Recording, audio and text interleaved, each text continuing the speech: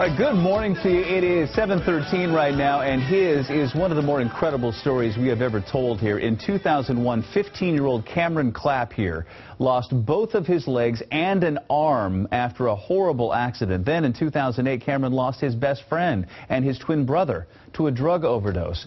Through it all, Cameron has somehow kept his head, rehabbed his injuries, and has served as an inspiration for thousands of kids. He is in town now to speak at a couple of local schools, but first he's talking with us. Cameron, thank you so much for being here. Absolutely a delight to be here, Bill.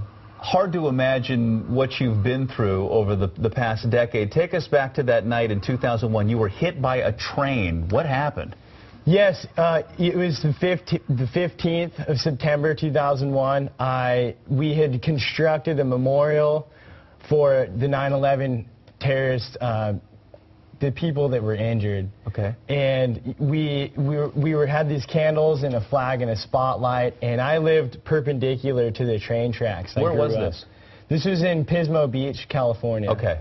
And I'd been drinking that night, and I never heard or saw the train coming right down the railroad tracks. You never saw the train? And I never saw What happened? Well, it ran me over. I was drunk, and the train hit me and cut both my legs off right above the knees. Oh. And my right arm almost to the shoulder. And I was a survivor, and it's a miracle I made it.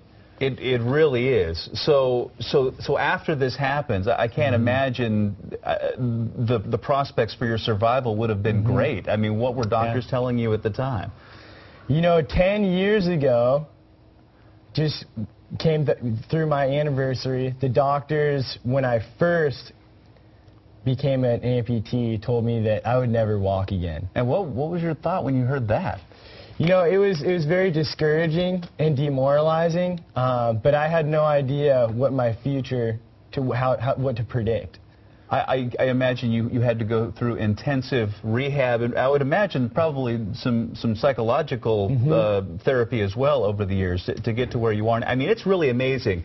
I mean, you walk like someone with legs. You use your arm very ably.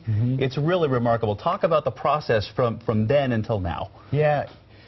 When I first started, my recovery was the hardest thing I'd ever done. Learning how to walk, I mean, it's like walking on stilts.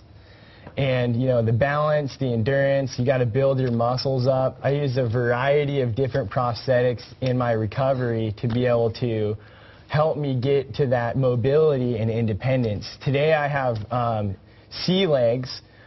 These legs are C legs for computer legs. And they have microprocessors in there that help me walk. Oh, that's amazing. Yeah, the technology. Unbelievable. Technology is incredible. And you've not only just developed the skill to walk, you can run. In fact, you're competing athletically now. Absolutely. When you strap this prosthetic on. Yeah. And there you are in action. This is amazing, Cameron. Talk about what it's like to be able to get out there and compete like that.